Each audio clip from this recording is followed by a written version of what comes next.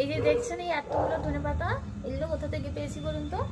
ওর একজন বন্ধু এখানে থাকে, তো ওই দাদা যেই মালিকের বাড়িতে থাকে ওনার বাড়িতে অনেক ধনেপাতা লাগিয়েছিল, সেখান থেকে তুলে ওনাকেও দিয়েছে আর উনি আমাদেরকে দিলেন কয়েকটা। তো আমি এর থেকে আরও বেশি ছিল আমাকে যে কটা দিয়েছিল, আমি এখানে নিচে যে আন্টি আছে আন্টিকে কিছুটা দিয়েছি, অর্ধেকটা মতো আন্টিকে দিয়ে দিয়েছি, আর বাদ বাকি এটা আমাদের রেখেছি, আমাদের এটাও বেশি হয়ে যাবে।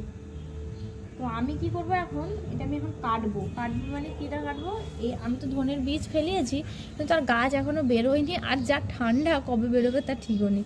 এই জন্য আমি এটা এখান থেকে কাটবো। এই মূলটা যদি মাটিতে বসানো হয় এইগুলো থেকে আবার সুন্দর নরম পাতা বেরোবে। এই যে, আর এগুলো তো আমরা এমনিতেও ফেলে দেবো না, যখন খাবো তো তখন এমনিতেও এটা ফেলে দেবো, এটা ফেলে না দিয়ে আমি এখান থেকে এটা মাটিতে লাগাবো, লাগালে এটা সুন্দর পাতা হবে। এই জন্য এগুলো এখন সাজিয়ে নিয়েছি, আমি এখান থেকে কাটবো, কাটছি এখান থেকে। হ্যাঁ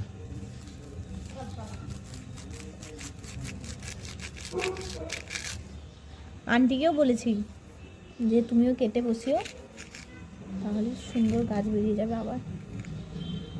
আন্টির দেখেই ভালো লাগছে পাতাগুলো, বলো। এই এতগুলো মূল বেরিয়েছে, না এগুলো সব লাগালে কত গাছ হবে বলো তো, আবার এই ডবল পাতা হয়ে যাবে। এই সব এগুলোতে সব বেরোবে আবার। আর এইগুলো তো আমরা ফ্রিজে রেখে দিলে এখন বহুদিন ব্যবহার হয়ে যাবে, মাত্র 2 জন মানুষ, কত আর জিনিস লাগবে। আর শীতকালেই ধনে পাতাটা খাওয়া হয়, ধনে পাতাটা শীতকালেই ভালো লাগে। চলো আমরা এখন ওপরে গিয়ে লাগাই, চলো।